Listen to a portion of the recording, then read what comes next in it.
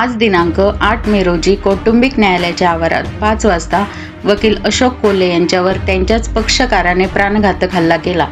या घटनेनंतर वकील अशोक कोल्हे यांना उपचारासाठी खासगी रुग्णालयात दाखल करण्यात आले असून त्यांच्यावर पुढील उपचार करण्यात येत आहेत। या प्रसंगाची माहिती कळताच वकील शिवाजी कराळे, अहमदनगर वकील बार असोसिएशनचे उपाध्यक्ष वकील महेश शेडाळे, वकील संदीप पाखरे, सचिव वकील संदीप शेळके, वकील सरस क्षेत्रे, वकील अमित गाडेकर, वकील आंबेकर, वकील संदीप मुळे तसेच माजी आमदार दादाभाऊ कळमकर, माजी महापौर अभिषेक कळमकर, आंबेडकरी चळवळीचे ज्येष्ठ नेते अशोक गायकवाड यांनी रुग्णालयात जाऊन वकील अशोक कोल्हे यांच्या प्रकृतीची विचारपूस केली। वकिलांना संरक्षणासाठी शस्त्र परवाने देण्यात यावे अशी मागणी यावेळी ज्येष्ठ वकील शिवाजी कराळे यांनी केली। अहमदनगर बार असोसिएशनचे सदस्य माझे मित्र ॲडव्होकेट अशोक कोल्हे यांच्यावर 5 वाजता एक प्राणघातक हल्ला झालेला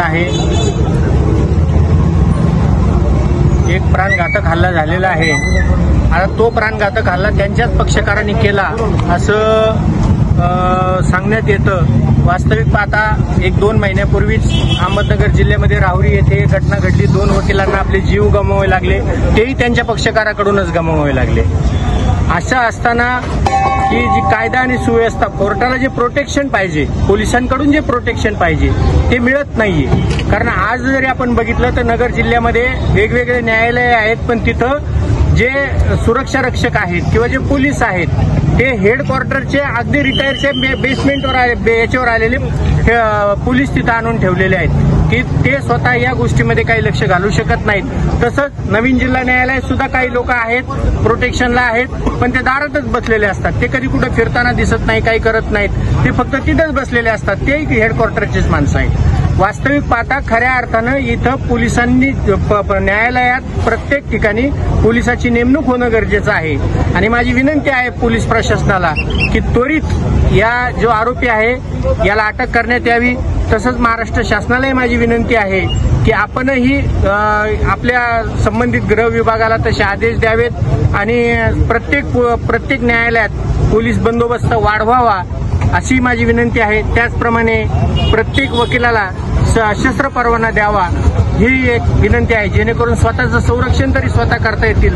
जर आज अशी परिस्थिती निर्माण झाली की स्वतःचे पक्षकारच जर समजा त्या वकिलांना कुठल्या तरी कारणावरून मारायला लागले तर वकिलांनी काम करायचं की नाही? आता नवोदित वकील एवढे आलेले आहेत, जे मुलं आता नवोदित वकील आले त्यांच्यापुढे एक भीतीचं वातावरण निर्माण होतंय की अशी परिस्थितीमध्ये पोलीस प्रशासन, महाराष्ट्र शासन यांनी गंभीरपणे लक्ष घातलं पाहिजे।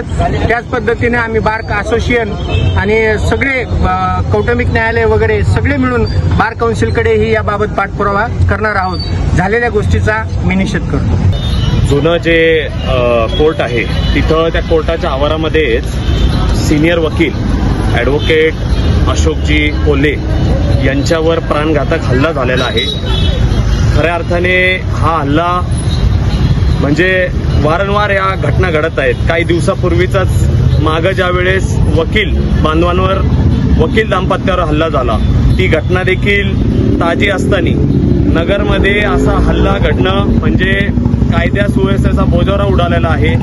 वारंवार वकील संघटनेनी, वकील बांधवांनी याचा पाठपुरावा करून एक मोठा मोर्चा या नगर शहरामध्ये कलेक्टर ऑफिसकडे काढण्यात आला होता आणि पुण्याची घटना देखील असेल काही दिवसापूर्वीची, आता कोल्हापूरची पण एक घटना आहे। आणि असं जर वकील संघटनेत म्हणजे हा पक्षकारनीच केलेला ही हल्ला आहे।